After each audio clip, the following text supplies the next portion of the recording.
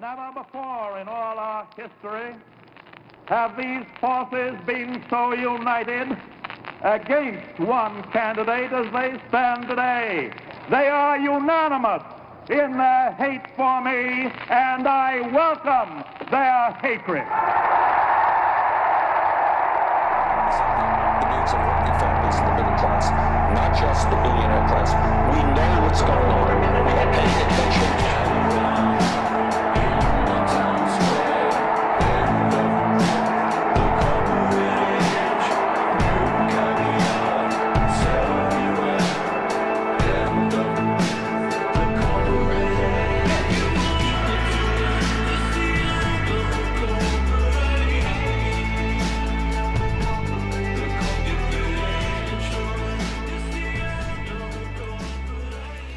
Oh, good morning, everybody.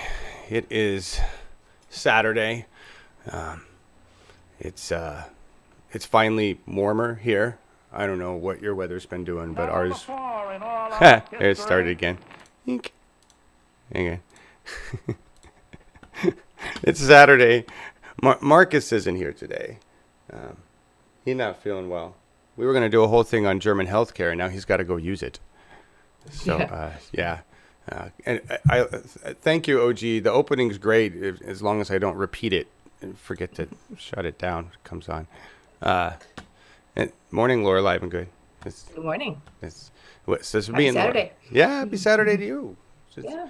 So where the cold came down here, it was 27 degrees when I got up this morning, which for the the coast of California is a little nippy. You guys terrible. Issue a state of hair. Emergency. Your hair looks lovely. That's fine. Okay. Good to see you guys. Real Jingy, OG, Eco, Chemo, everybody. Phil, Douglas, how you doing? Density, who's in here? So many people. Metalhead, Ellis. Al was here earlier. Phil. Hey, everybody. Andrea. Darcy. Oh. So many things. So many good things. So many bad things. The cover today is from Trumps are Nazis, like the Twitter tag. I just like what they did with the NRA symbol there. I thought that was fitting, and the reaction, right? The kids are going to save this government because old people really the kids are on it anyway. The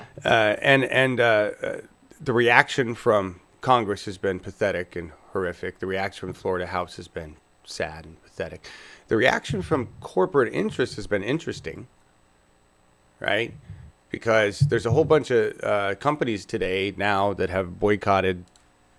I guess they were good friends with the NRA, and why not? Yeah, they're divesting. Yeah, in there. That's cool. I mean, I don't know all the Delta, United. The airline industry really couldn't afford to have anything else happen to them. They look pretty bad as it is, right? So, it's like, God, now the NRA, Jesus, who can we do business with anymore? Car agencies. I didn't realize how many car agencies were all. I know. What's with that? I don't know. I guess, And everybody giving them discounts for their conventions. Where you can't have guns, right? Right. No guns at your conventions, but in schools, abso-freaking-lutely, we want our guns in schools because. Oh my gosh. I just can't believe my favorite tweets this week have been from teachers who are saying, I really don't want a gun in my class, but you can send paper towels and Kleenex. Right. Schools, books, arm me with is Art the hashtag. supplies. Yeah.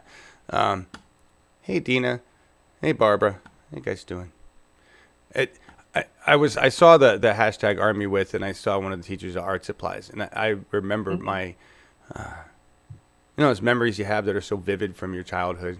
My teacher, Miss Christofferson, was so excited about my little art project where we used to take the photo paper and you'd set stuff on top of it out in the sun, and then you'd take the stuff off of it and there would be a imprint, the negative of the stuff. That was big stuff for grade school kids in the 70s. All right, this is a big deal. Anyway, I still remember how good it felt to have her tell me how beautiful she thought my combination of shit on a piece of paper was, right? And that's teachers. I don't want my teachers to have guns. That's the dumbest thing on fucking earth. Fences around schools is dumb. When I was in high school at Columbine, and I went to Columbine, there was no fence. There was Columbine High School. There was a fence. It was a split rail fence because split rail fencing was really popular back then. So everybody had fucking split rail fence. So you walk out the back of the choir room, because I was a choir boy. Leland Andres was my choir teacher, and he was also at Columbine during the shooting, and he saved a bunch of kids' lives. They hid in the choir room. He told me some personal stories about that. Leland Andres was also in the military. He's a vet, and he would think it's the dumbest idea on fucking earth to put guns in the hands of teachers. Right? Columbine, you used to walk out the back door of the choir area and auditorium area to the teacher's parking lot, and if you walked 50 yards across the teacher's parking lot, you were in Clement Park. And we all used to just go to Clement Park to eat lunch, or go hang out behind in the teacher's parking lot to smoke cigarettes and other things. Right? I used to smoke cigarettes with Leland Andres in the janitor's closet next to choir. He'll never admit to that. But we did, because he smoked too. Yeah. I used to drive his truck. He trusted kids. He trusted the good kids, the kids that he knew he needed to pay attention to. I was one of them because I was a fuck up. It's like, brilliant brain, but you really don't know how to handle it right now. But he would give us the keys to his car. Go get Burger King. Go do, blah, blah, blah. Hey, giving us responsibilities. That's a teacher. You want to put a gun in the hands of that teacher? That's dumb. That's dumb. That tells us we haven't spent enough on education in this country. That's what we need to do. Invest in our education and no more in guns. So tired of fucking guns. We're just a knuckle dragger fucking nation. It's really embarrassing. When I was in high school, yeah, back in the really olden days. Oh God. Yeah. Like in the 70s. No, we used to. There was just a huge crowd of about 60, 100 kids that would literally go out and stand in the middle of the field, and turn our backs to the school and smoke and cigarettes and other things. And then when the bell rang, we'd all troop right in past the dean, who was standing there at the entrance of the school, just fuming at us because he couldn't really do anything about it. That stopped. You mean no cops came out and beat the shit out of you? Oh gosh, no. That happens today. Yeah. Cops in schools, the armed guards in schools, which there were, how many armed guards were at that school that didn't do anything anyway? But I'm not even multiplying by the moment. Mm-hmm. Mm-hmm. And the point wasn't to say that when we were in school we could go out easily to the park and get high. It was to say that back then we didn't treat schools like prisons. Mm-hmm. They were a place that you went, and not just high school. I mean, I walked grades, all levels of schools. There were no fences, there were no gates, there were no armed guards, there were no metal detectors, there were no guns. There was no need for any of that. So the fact that we're even having this fucking discussion is ridiculous and insane. It's just our coaches just walked around a lot, with their whistles. Well, that's yeah, about it. Sure. What are they going to do? I mean, anyway, it's just really sad and pathetic where our, giant, when you grow a giant military as a penis extension and you shrink your EDU, your big brain, then it shows. And that's what we have, a nation of knuckle draggers that love their guns more than their children. Actually, Congress. I'm not sure about the American people. I think the American people know what to do. They may be a little slow, but they know what to do. The kids know what to do. They're like, I'm not going to sit in school and get shot at anymore. Fuck you. All right. Here's my favorite quote from that. I love this one. Lots of good quotes going around trying to explain to NRA people why they have their heads so far up their ass. This is my fave. Why are people defending the Second Amendment so scared of children armed only with the First Amendment? It's because that's basically what it is. You defend your right to own guns. This is First Amendment rights. My right to life, liberty, and the pursuit of happiness, which your fucking AR-15s really put a crotch in. It's just money. It's just money. It's just money. It is. It's like that's a lucrative industry is threatened, and the people that make the money are the ones who are don't want to see that change. Yeah. That's that's everything with establishment government. They just don't want to see it change. We like it this way. This suits us just fine. Our donors are super happy. Yes. Well, and again, back to the backlash. How we make an outcry in public. We talk to our Congress, and Congress is like, we don't care. Right. So where did we hit them? We can hit them with with consumerism, right? Contacting every company that does business with the NRA. So boycott NRA has been pretty effective. It's certainly been more effective than asking our goddamn representatives to do something about it. The only way that's going to change is by replacing them all, every single one of them. Anyway, that's the guns. That's just me. Hey, Marcus joined chat. Yeah. Don't touch anything, Marcus. No. We don't get sick. That's right. Go get your insurance. Go get taken care of with that good health insurance you got over there. Anyway, just real quick, I wanted to give a shout out to West Virginia teachers who are continuing their strike because, quite frankly, teachers don't get anything that they need in this country. Teachers are treated like crap. They don't get paid well. They don't get the resources that they need. And it's horrific. It's sad. It's really sad. Same with our veterans when they come home. It seems to be a standard around here. But anyway. Just close public schools and hold classes on military bases. It seems like the two places that we want to make sure are fortified are prisons and military places. Wow. That's where America wants it, That's, interesting comment. All right. I like this. So Julie said we could elect 435 people from random lottery and have a better Congress. Yes, we could. Right on. I agree. I think Totally agree. We could bring in sacks of potatoes. I think they'd do better. We should do that. I just told a lot. Imagine what that would be if we had an educated society all to at least one level and we could just hold a lottery. You're a Secretary of State for a month or whatever it tends to be. Anyway, upcoming shows. Yay. Tomorrow. Your questions answered. I don't know how many people are going to have questions, so please, guys, come up with questions. I told Larry to... Questions on anything? Anything. I don't know. Larry knows parliamentary procedure, Robert's Rules of Order, and all the state stuff, what's going on with Oregon. We'll make it fun. So bring your burning questions about parliamentary procedure and Robert's Rules of Order? Yes. Okay. All right. That's going to be an awesome show. Whatever. Larry knows a lot about how to deal with bottom level government. Is there a form or something where people are filling out questions, or is this just come in and ask? No, there is a form, but I don't know where the hell it is. It's on Larry's. Is it on the Progressive Washington page on the website? It's on the Progressive Oregon Rundown Oregon. I'm sorry. Yeah, it's on the Progressive Oregon Rundown. I'll see if I can find it here. We'll run a clip. While we're running a clip, I'll see if I can. I can tell people are just dying to get involved with Larry.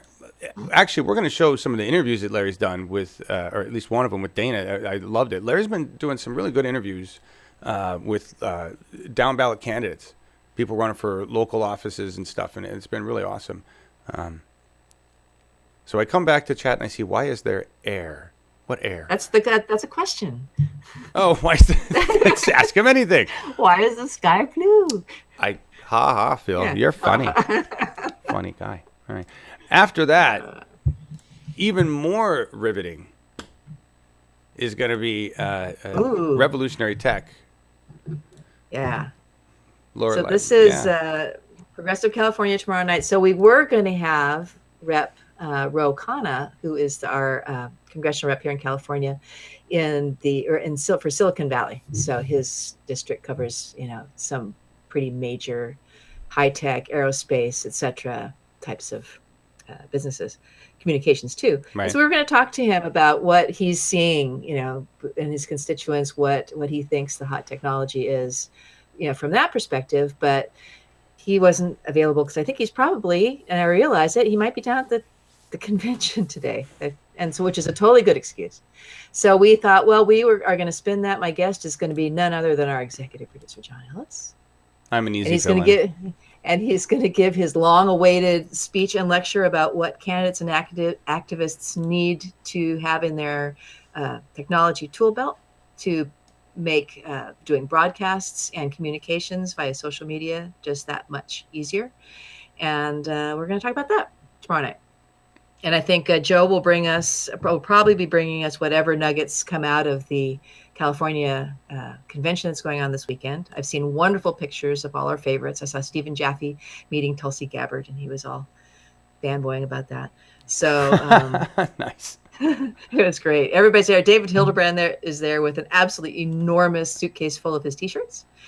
And everybody, and Michael Bracamontes I've seen a lot. So, but it's Adriel Hampton is there. I'm looking forward to getting his reports, because it's evidently this is a meeting of the establishment Dems and the progressive Dems. So there could be chairs thrown or the equivalent. So Is this the platform convention, the final? Yeah, this is the state Democratic All right.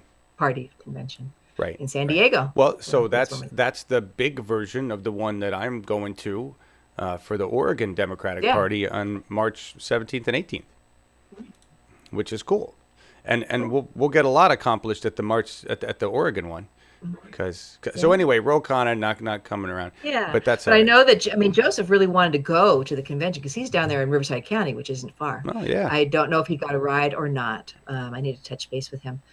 But it'll be great. interesting. I'll have him. So tune in tomorrow night for the highlights, in Joe's inimitable style. That would be a good discussion of what people need tech-wise. So that'll be cool, and it'll be easy, and I don't have to worry about a guest except for you.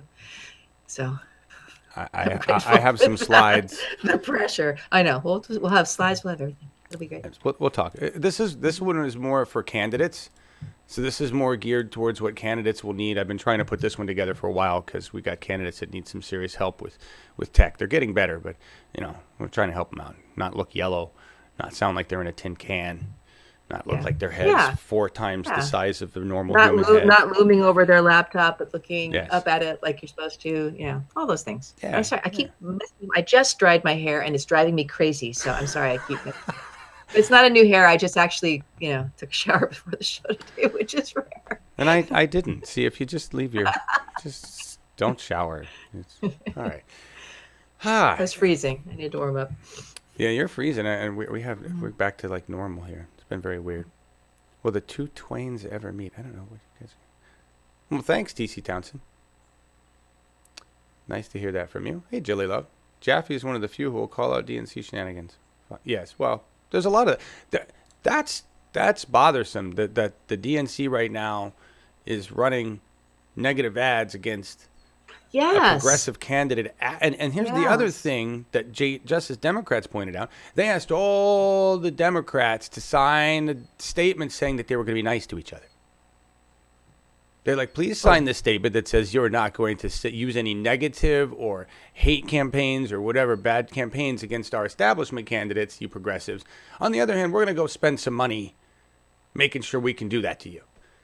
Are they going to take a timeout if they don't? What's that?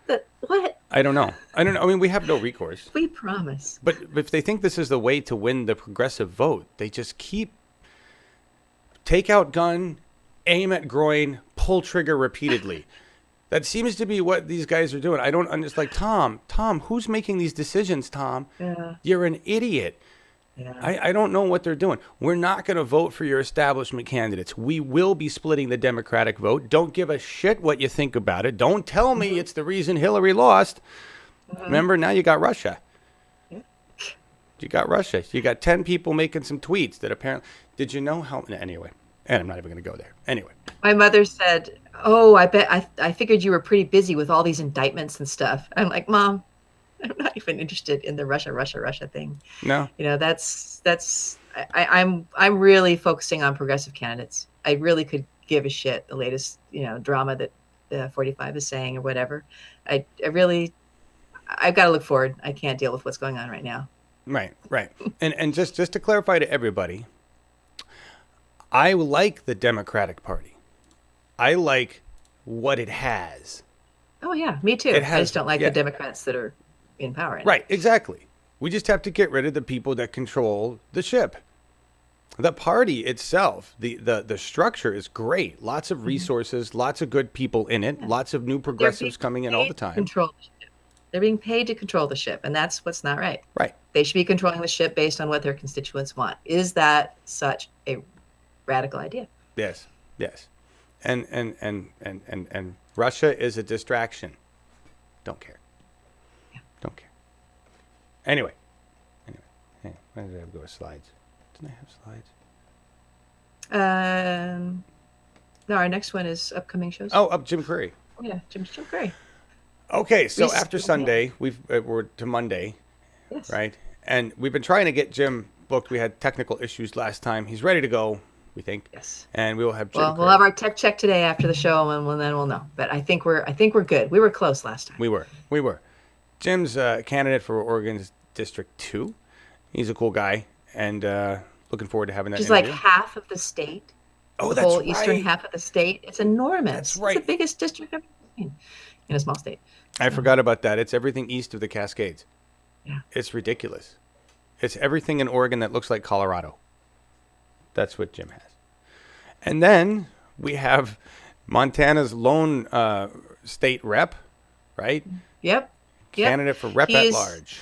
Yeah, this is the one, the race that they had the special election last year, last spring, I think, with, remember Rob Quist was running for this, but okay. the Greg Gianforte won, even though he assaulted a journalist the day before the election because everybody has early voting in Montana. They'd already voted for him. So he's in, and he recently made a kind of a statement about not taking PAC money or Giant that. asshole? Gianforte? Yeah. Huh. So this is Jared. There's several people running against him. John Heenan is another one who's a brand new Congress member, but I haven't been able to connect with him. And Jared reached out to us, and he is very, very, very pro-environment.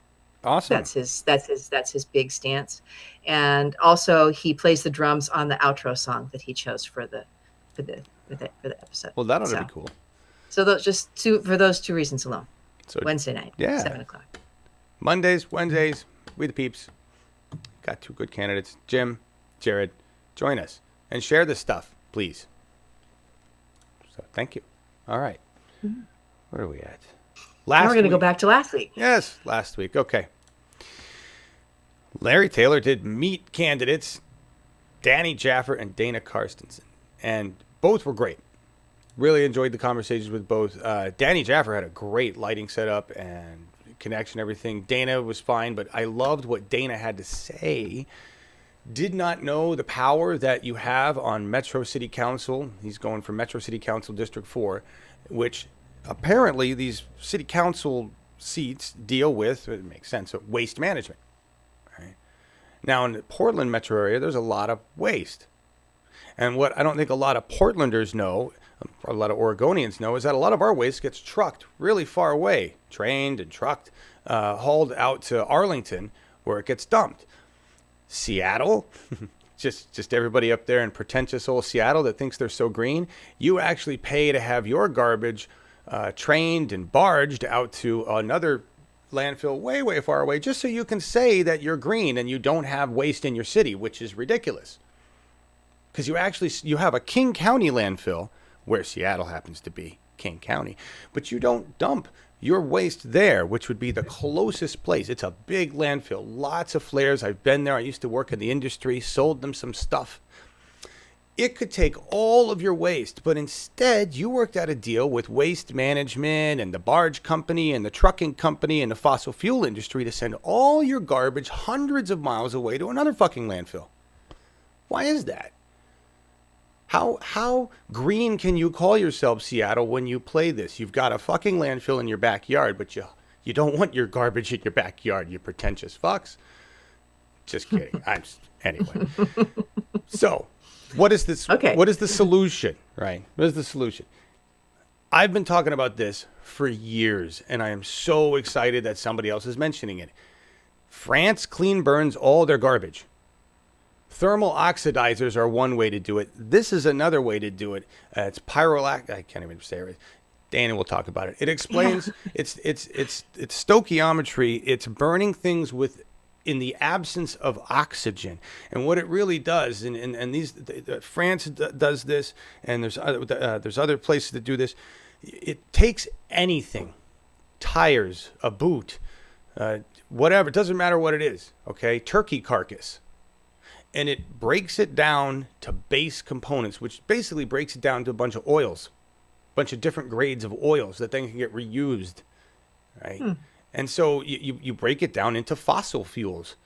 So it's, and you break it down into components that can be put back into the environment cleanly, not crazy ass chemicals and byproducts that we get from other things. But I want you to hear Dana talk about it, because it's really amazing the power that you have on these councils that you don't realize. So just me and him. So other than seeing the opportunities from working for Metro, what prompted you to run? Yeah, so one of my big passions actually is waste management. In that Metro, yeah, I know, right? I'm actually a temp hazardous waste technician for Metro right now. And wow. Yeah, it floats my boat, but Metro has that control. They handle how all the region's waste is handled. Right now, we truck and dump about 1.4 million U.S. tons of trash 150 miles east to Arlington, Oregon, every single year. We just truck it and dump it. And as a planner, I like to look at different options. And I think a fantastic option would be to build a state-of-the-art carbon-negative waste-to-energy system. Because if you look at, say, Sweden, where it's extremely successful, that's enough trash to provide 15 to 20% of the energy needs of the region, and with the right technology, be carbon negative. So I've been knocking on a lot of doors, and I've talked to Republicans, Democrats, Independents, Green parties, everybody across the board. I talked to a Trump supporter the other day, and they said this was a good idea. But the current council isn't doing anything. For the past 20 years, they've had a contract out to Waste Management Corporation to just truck it and dump it. And they're just probably going to renew that contract for another 10 years. To me, that's unacceptable. There's such golden opportunity. We need to start the ball rolling. It's a 10-year project, less if people are really excited about it. But to actually achieve it, we have to start it, and they're not starting it. Interesting. I just want to jump in and say, yay! I used to work in the industry. There, I'll finish off my own statement there. So, a couple things about that. When Dana said that it was a 10-year process, he's not joking. It's not a 10-year process to build the shit. It's a 10-year process to get a permit to put a landfill anywhere in the United States. I'm surprised that the EPA hasn't said, put them in your backyard, because we've got Scott Pruitt. But prior to a lot of rules, that was how it was. And you could put a landfill anywhere you felt you could dig a big old hole. And the United States had some serious problems with a lot of holes that we dug that we didn't really prepare to hold our garbage. And that's how we ended up with the EPA.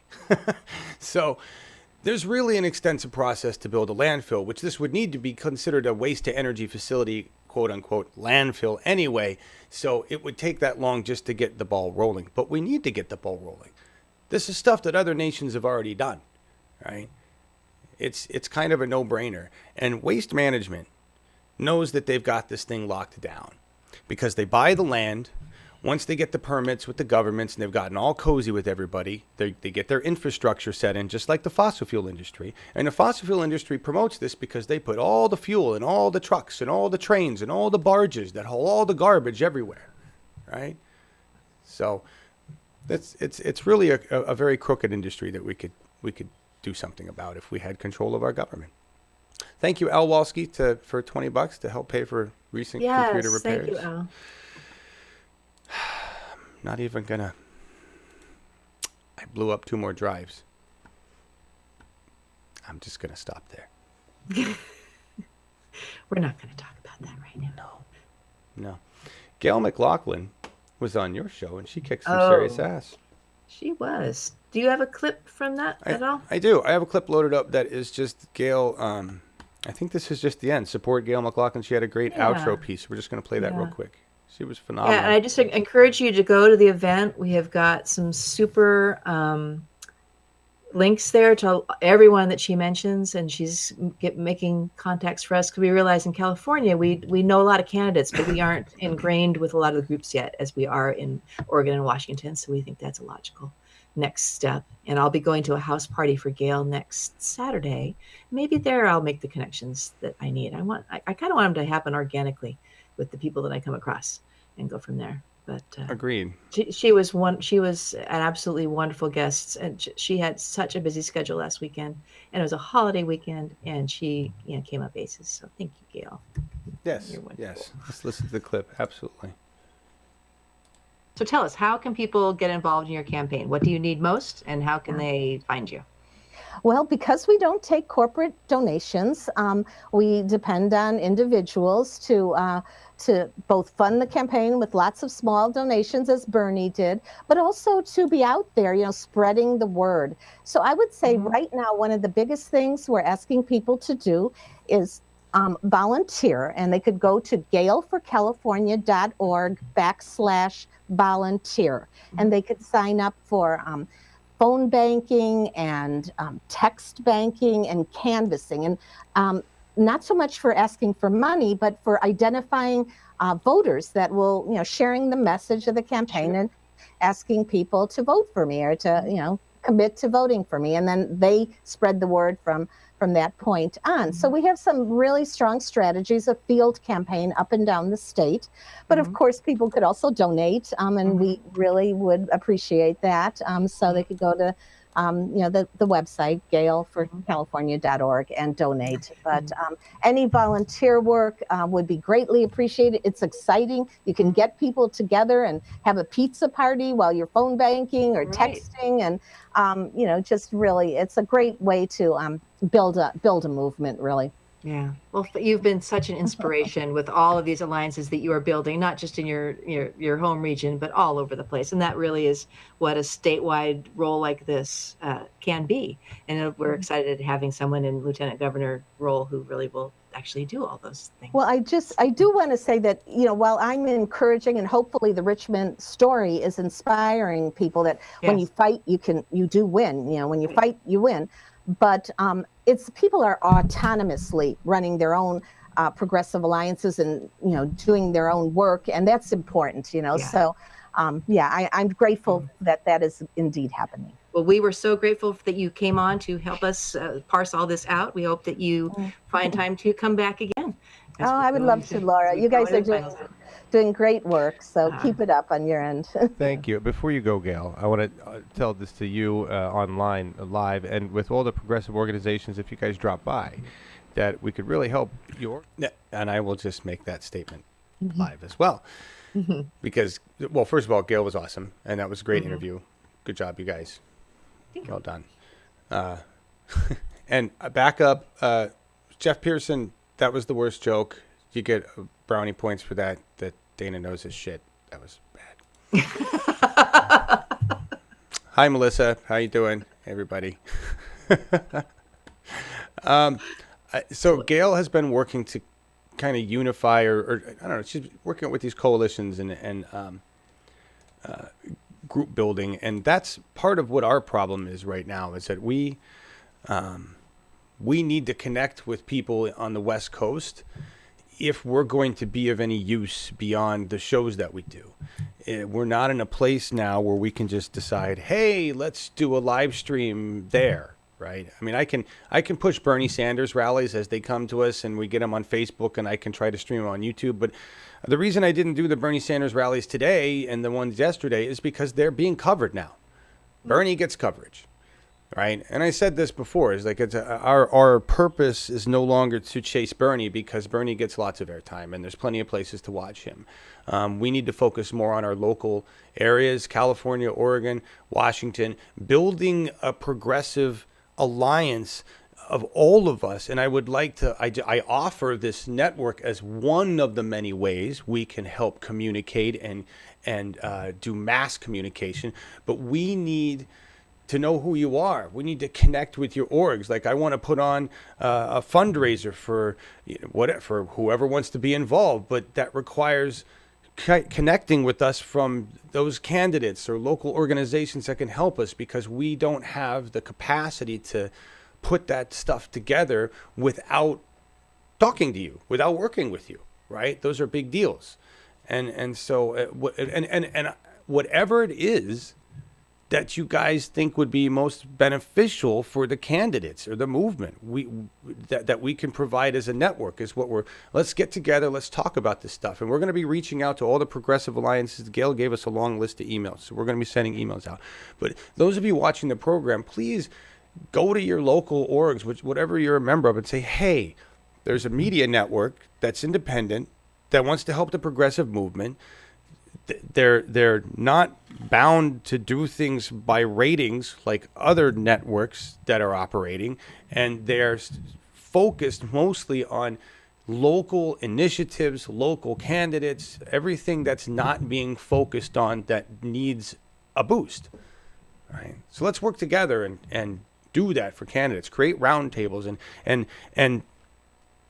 we've decided to scale back and focus on the Western Wall simply because we no longer have contacts with anywhere else. Like Scott really bridged us with the Midwest and East and stuff, and we don't have Scott anymore. And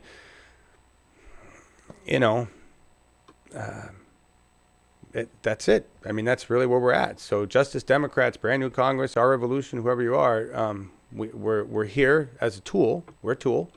And we're here to help, but we need to coordinate on what we can do together. Yeah. That's all.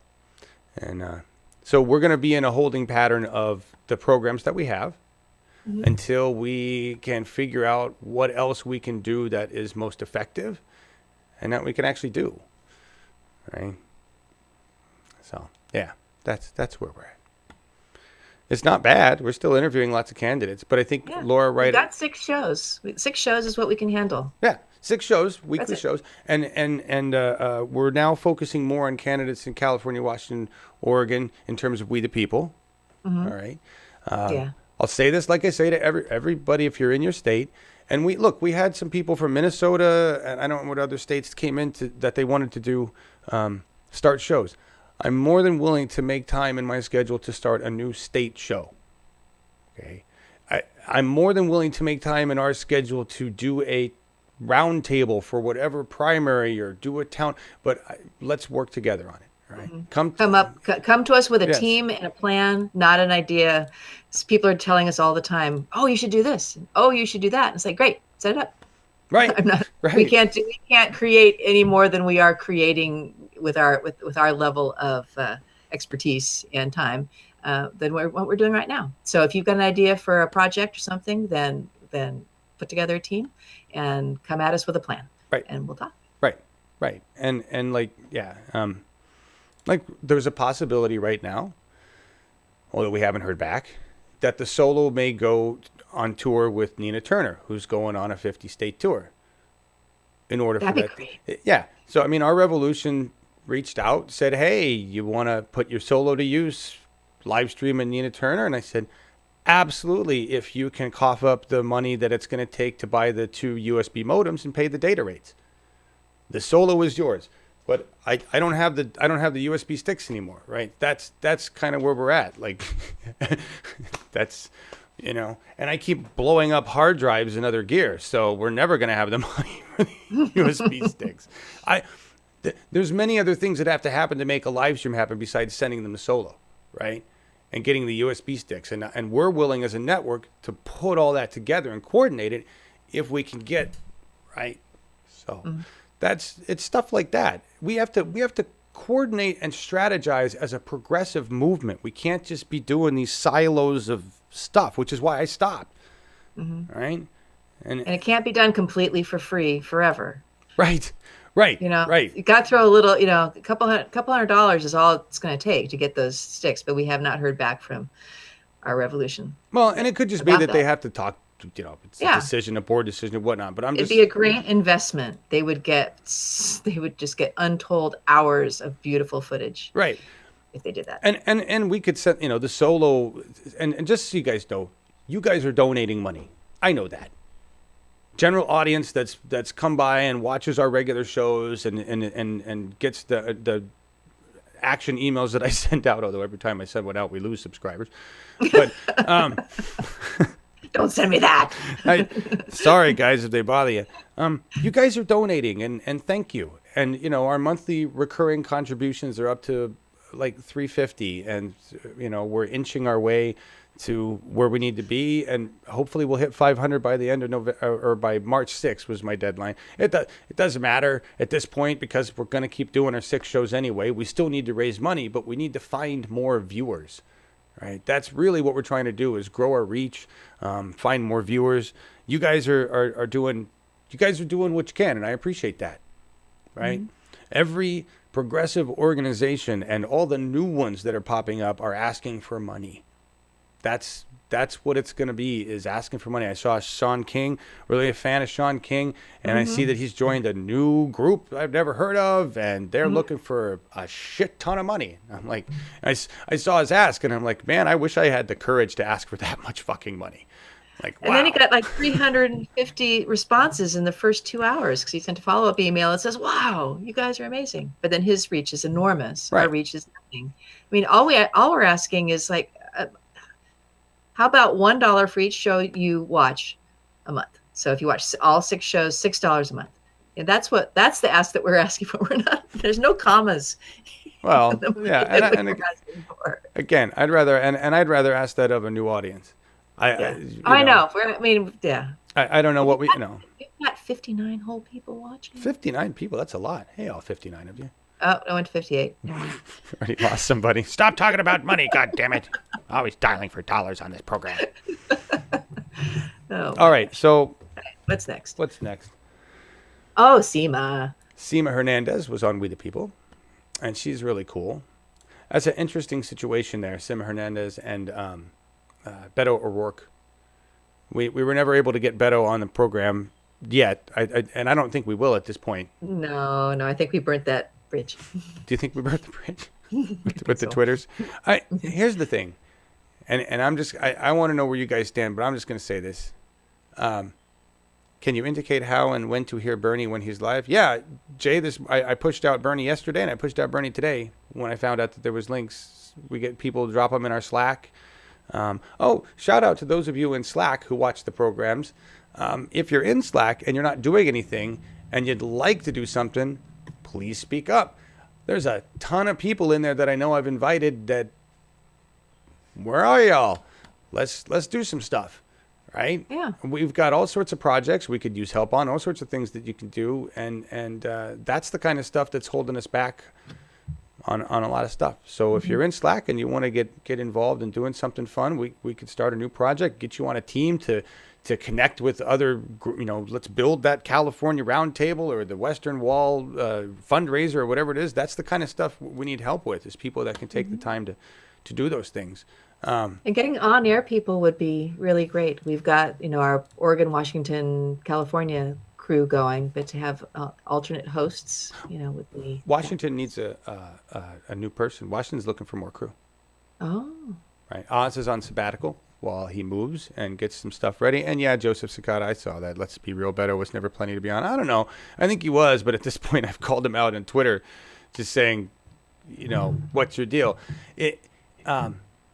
Let's just go play by play on this. The DCCC is the funding mechanism for the National Democratic Party. So not a lot of trust there. Okay, that's the funding mechanism that took all of our money and gave it to Hillary Clinton in 2016. Even when it was some of it was supposed to go to candidates and to other people and to Bernie Sanders, that didn't happen. It all went to Hillary Clinton. Okay, so we're not friends with the DCCC. They fund establishment candidates, and then all of a sudden, they back Iron Stash, right? Which is really confusing. And then Iron Stash's people get unionized, which is even more confusing. Beto O'Rourke was already backed by the DCCC way back when. Okay, he just looked progressive because he got in his car. Because he wasn't Ted Cruz. Well, he wasn't Ted Cruz, and he was, which says a lot. It's a cool name. Yeah, it's a cool name. He was a previous personality, I believe, and he was driving around at the time we saw him. He was driving around the country, going, "I'm going to get rid of Ted Cruz." And driving around his car, doing videos, and we were like, "That's cool." That's progressive. The fact that you're willing to even get on live broadcast and say things, right? So we were confused. We reached out and we're trying to book him and all that stuff. I guarantee you, if we tried to get Iron Stash on, he wouldn't come on now. Yeah, Right? Because he wouldn't want to answer the question either. How can you claim to be progressive and take money from the DCCC? And just to make it even worse at this point, Iron Stash is in a bad place because he's taken money from the DCCC. Bernie Sanders has endorsed him. The people for Bernie Sanders has endorsed him. And the DCCC made every Democrat sign a thing that said, hey, let's all be nice to each other. Let's make sure we don't use any negative campaigning or don't, attack each other. This is about standing together as Democrats. And they just released a campaign. They just did negative campaigning against a progressive challenger to their Democratic incumbent who's winning. So the DNC and the DCCC are assholes. And they do whatever the hell they want. Please don't do this. Don't watch us while we do this.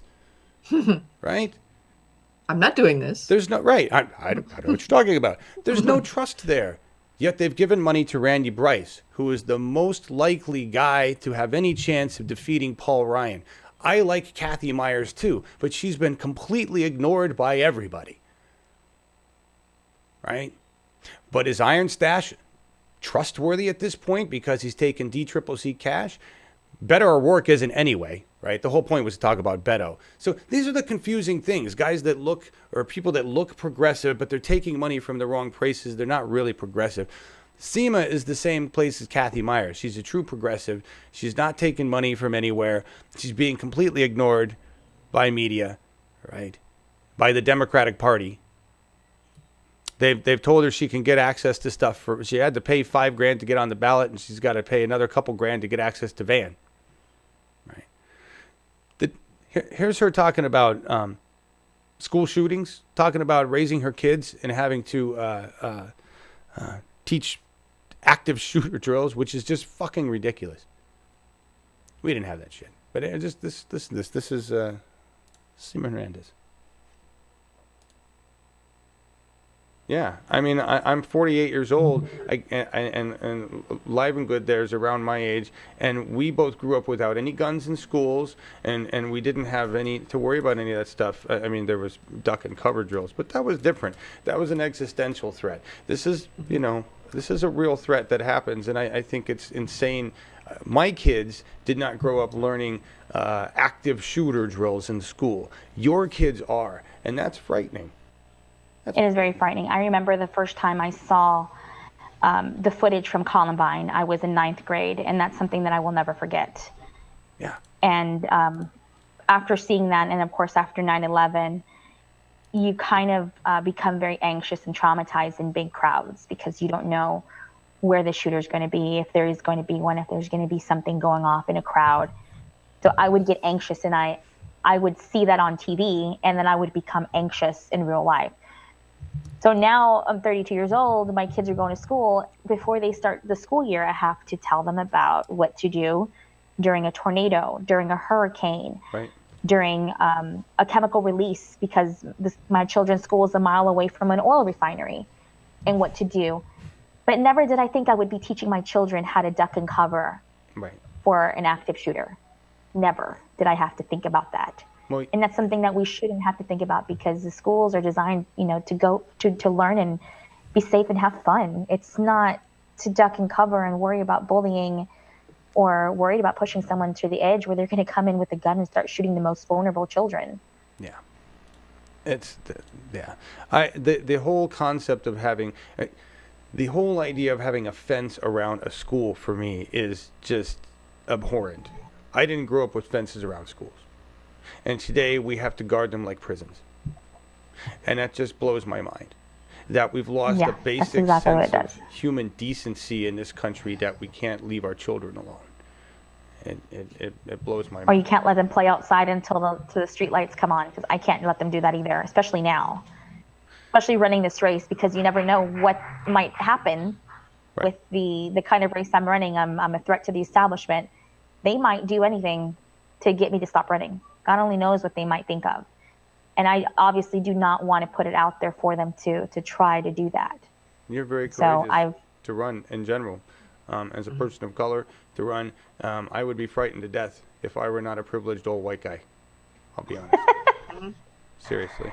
Well, like I said before, I'm taking a huge risk running because we have nothing left to lose except our lives. Right. And if we don't run and take the government back for the people, then we're going to keep on losing our lives. And that's what it is right now. We are literally losing our lives in multiple forms. It's always through poverty, income inequality, healthcare. And as I put in a tweet out earlier today, this morning, big oil and poverty go hand in hand because it's a never-ending cycle. Yep. It's a never-ending cycle because I live in an area where we're already in poverty. We have oil refineries 12 miles long on the side of 225. It's crazy. In Pasadena, Texas. And those oil refineries are put in areas that are majority people of color, low-income people. Education level is also not the best. And on top of that, it affects our education for our children. It affects our environment for our children. And it affects our health care for us and our children and future generations. And it's always going to continue to do that. And then on top of that, we have people in Congress and in the Senate who are approving these outrageous military spending budgets and allocating it into, of course, more war and destabilization for what? For more oil. Yes. So it's all tied together. It's all tied together. And at some point, we're going to have to evaluate what is most important. Is it oil or is it our lives? And of course, water is life, and we know that it is. Water is a precious commodity in places like Cape Town, Africa. It's a precious commodity in places that there has been, oil leaks. Heck, in North Dakota, they're putting that huge pipeline underneath the Missouri River. When it leaks, what's going to happen? We're not going to have that water for 18 million people downstream. Yeah. People are going to be affected greatly. So I look at it as a bigger symptom, as literally running for our lives to save ourselves. Something that Ted Cruz and Beto O'Rourke will never do. They will never go up against big oil, and they will never go up against the military-industrial complex. They will also never go up against the health insurance industry.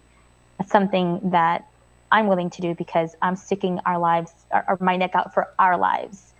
I'm doing this for all of us because I have nothing to gain from this in reality. Someone had mentioned on Facebook, whomever told you to run for Senate was exploiting you.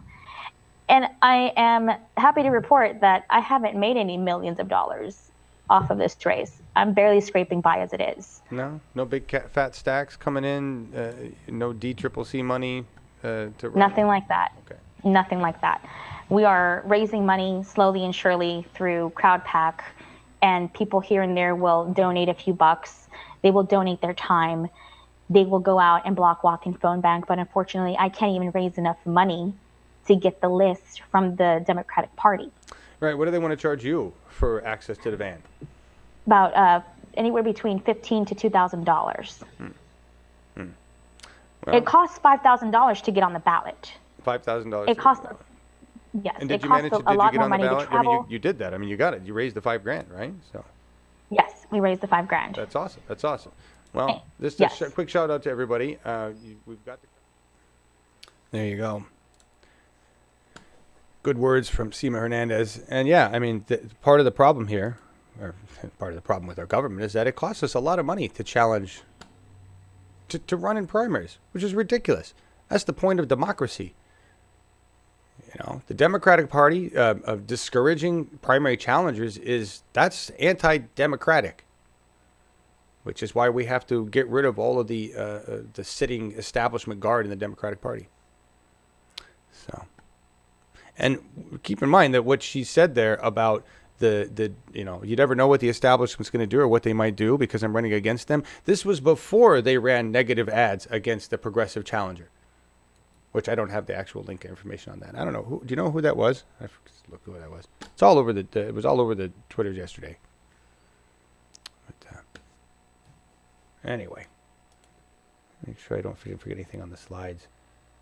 Viewer feedback. Laura, do you want to cover viewer feedback? We have Bill Sure. too. Yeah, I think we'll cover. Let's see.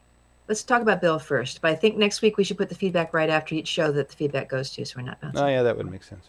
Okay. All right, this is Bill Cimbrello. We interviewed him after Sema, And he's run before. He was a candidate out in Massachusetts, 9th District, and he needs some progressive help. But Massachusetts doesn't have their primary till September, so people are like, whatever.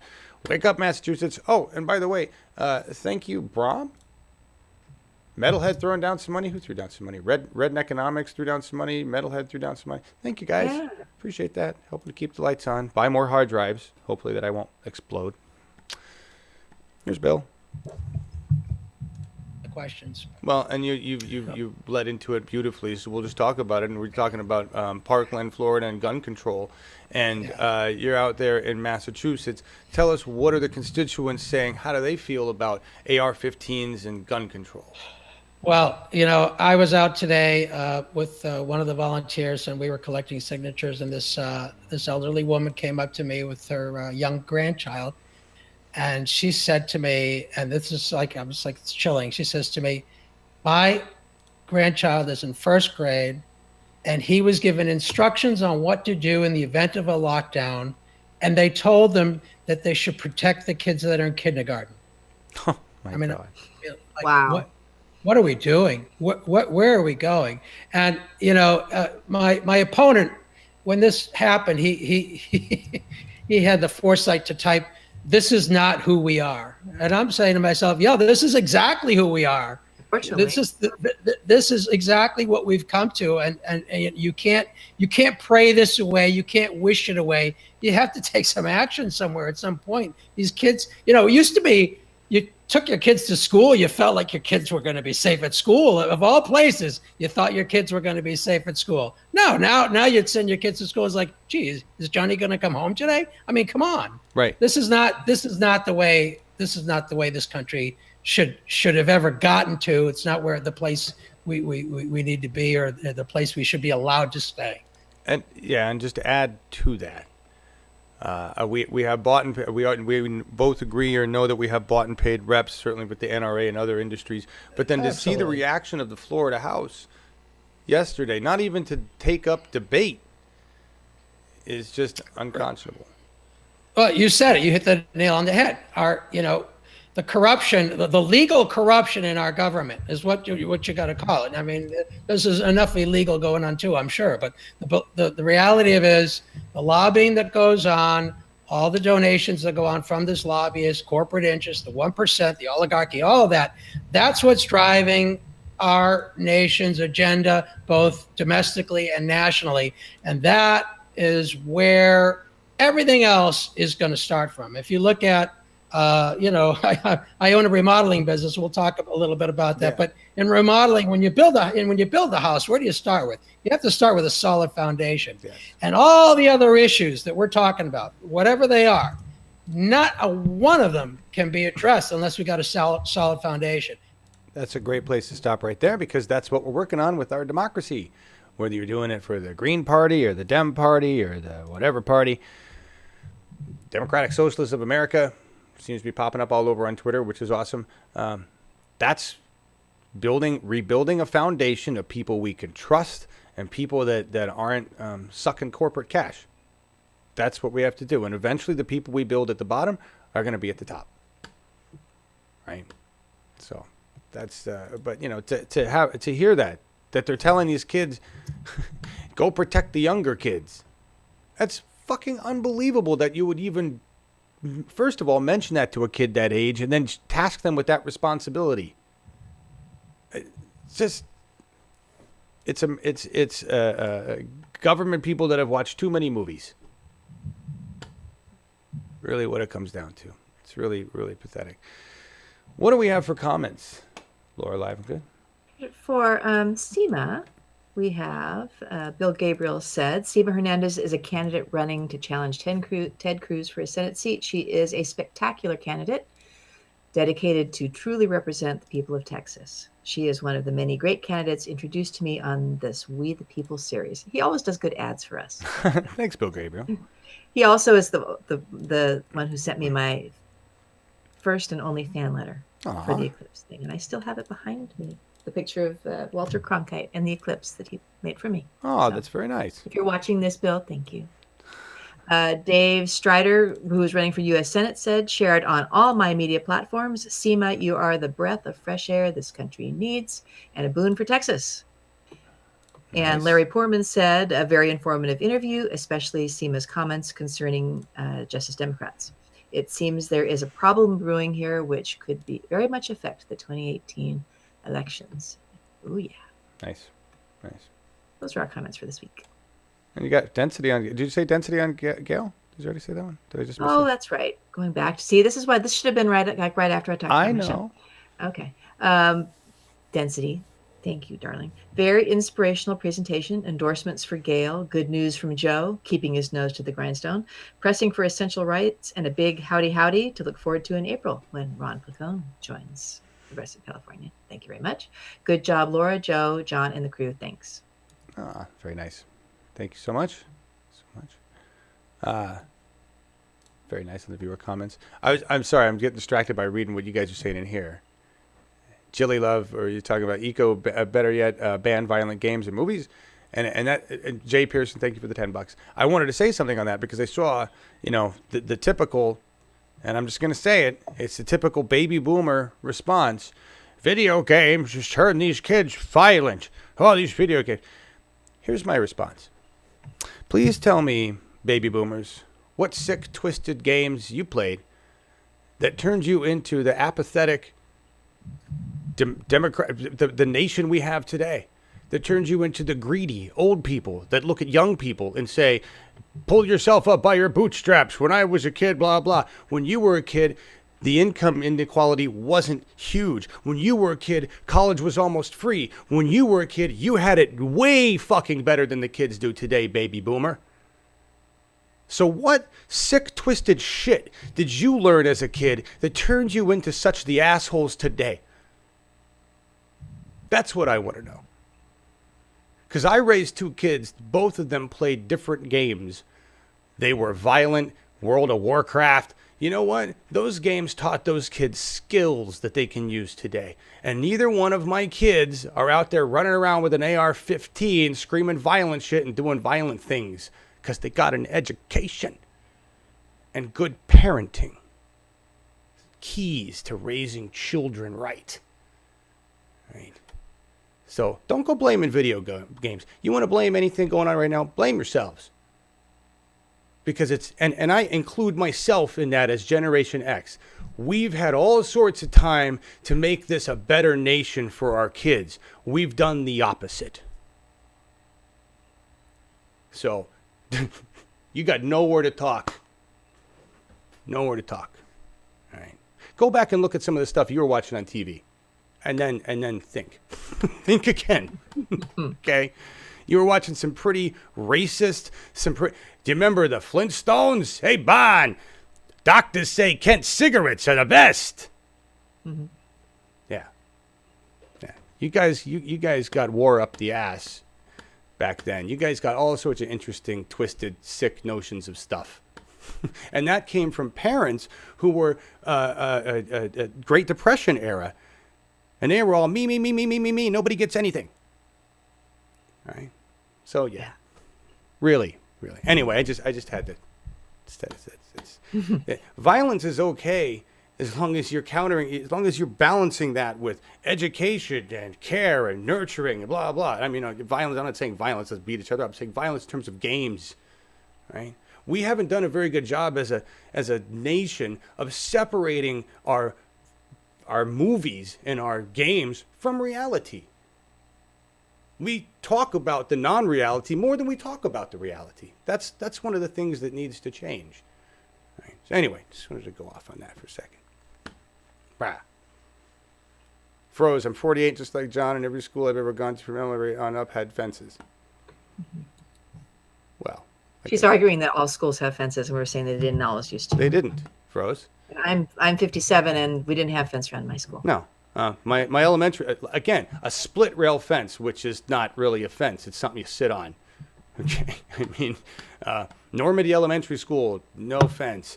Ken Carl Junior High, no fence. Columbine High School, before it was shot up, no fence. So, anyway. It was TV and propaganda. Yeah, talking about, yeah, exactly. Yes, Schultz, I agree. Baby boomers have caused most of our problems, but our generation has mostly chosen to look the other way.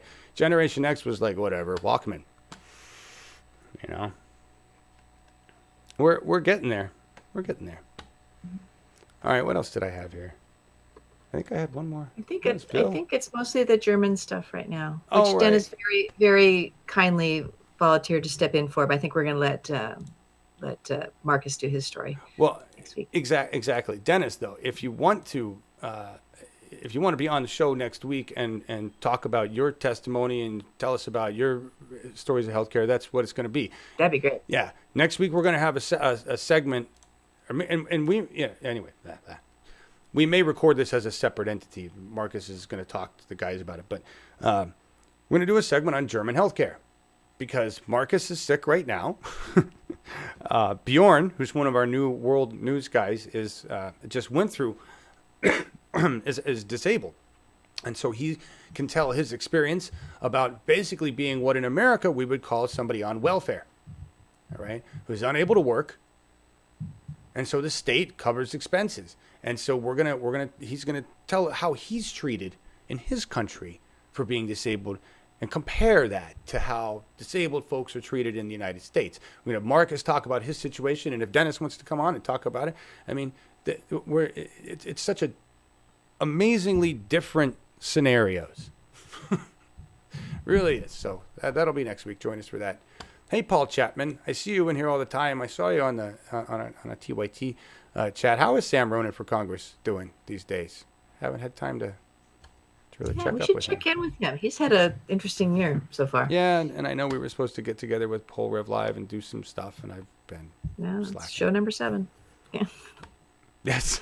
It's wait. Yes, it is. It's so hard, guys. It really is.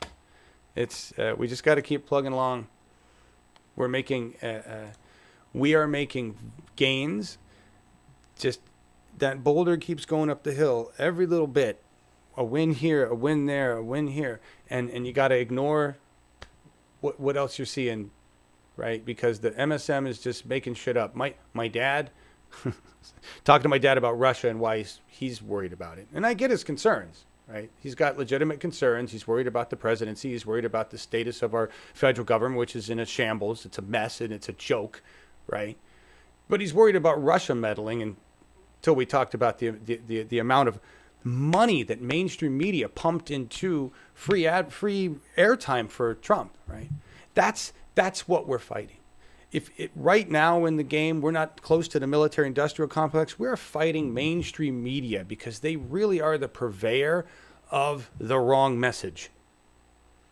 And all of you here and this network and all of us trying to work together across the progressive movement really need to unify and help amplify the message together. And that means working at the ground level. So I'm looking forward to talking to more Progressive Alliance Agency people, more Our Revolutions, whatever you are.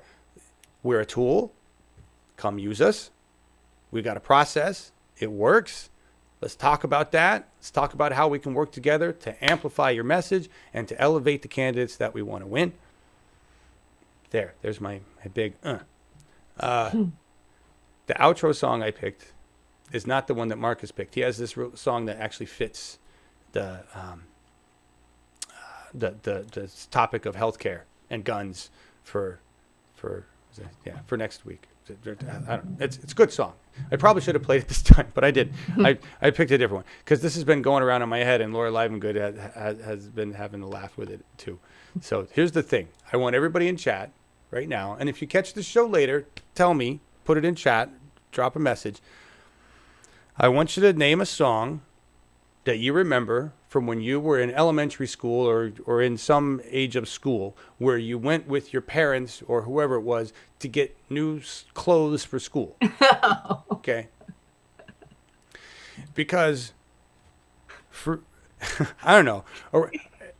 I'm talking around age 9, all right? 8, 9, 10, around that age. When you're not old enough to go get your own clothes, of course, but you got to go get new school clothes, or at least we did in the suburbs in Columbine Knolls in the 70s. So you go to JCPenney, and on your way in the car, there's this song on the radio, the AM radio, because we didn't really have FM radio yet in Colorado. Well, we didn't have anything. That's not true. We did, but it was the stations were horrible. Anyway, so this song is on the radio, and then you get to the mall, and the song's playing quietly in the speakers in the mall.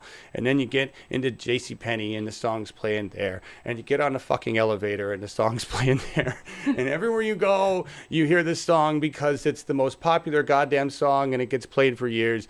And this is this.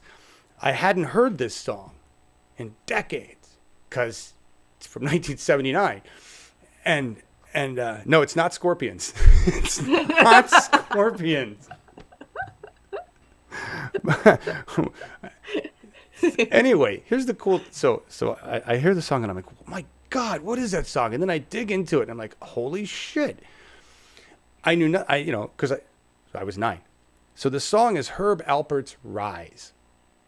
It was a mega hit in 1979, and those of you who are old enough to know what it is, it's basically disco, or the tail end of disco.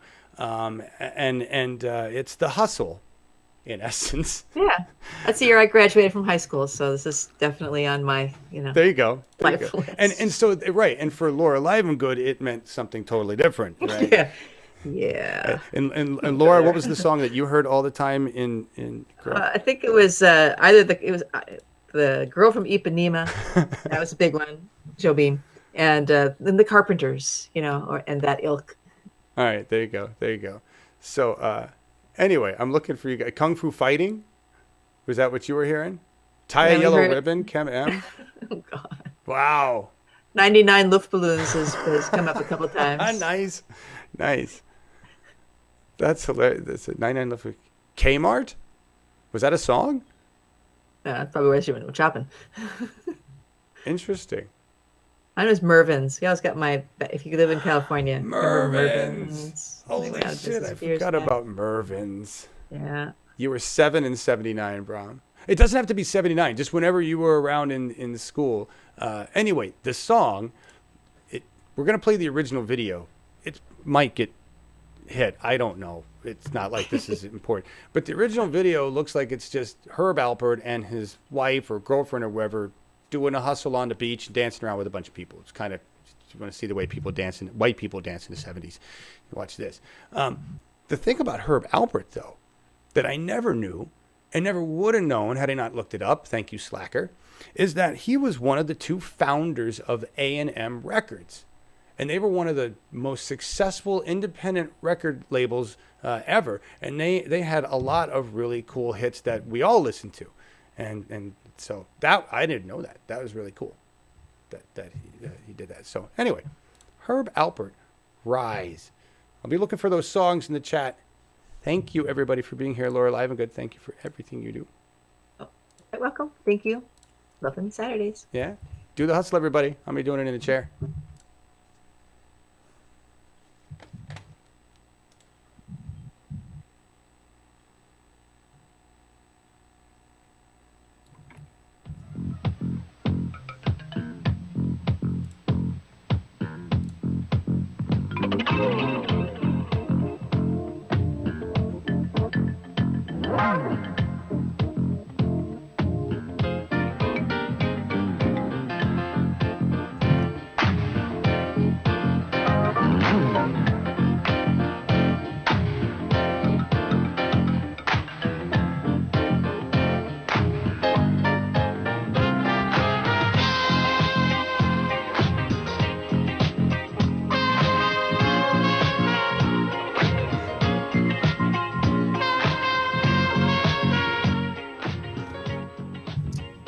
This song also reminds me of The Price is Right.